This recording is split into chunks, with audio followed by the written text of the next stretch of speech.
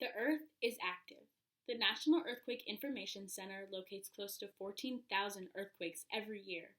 Many of these earthquakes result in huge infrastructure damage in buildings that humans are trapped inside, so local authorities are required to search in these buildings for human survivors on site. This task is extremely dangerous and can often lead to the loss of the life of the people who are searching. We need a solution so that humans who are searching in these buildings are less at risk. I truly believe that self-reconfigurable modular robots are that solution. That's a lot of words, so let me break it down for you. Self-reconfigurable modular robots are autonomous machines made up of many different components.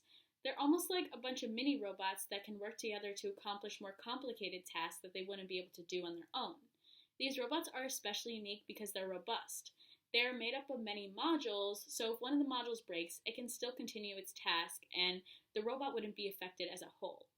This would be extremely beneficial to a search and rescue robot, because if a remaining piece of the building falls on the robot and it breaks, it can put itself back together again. A self-reconfigurable modular robot will also be able to fit into different shaped spaces, because it can reconfigure and move around its parts.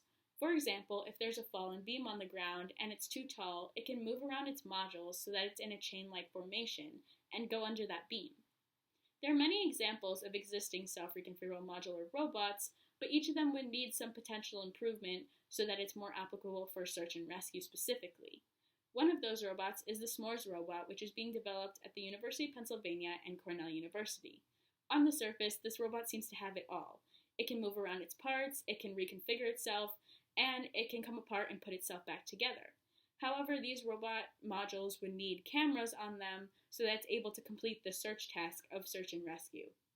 It also has capabilities that are completely redundant, and that's a big problem because that means that the robot is going to be way more expensive than it has to be.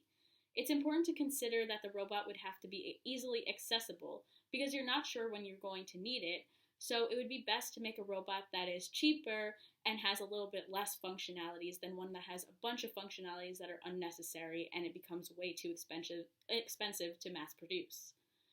Once there is a design with all these necessary functionalities, search and rescue can become easier, quicker, more efficient, and way safer.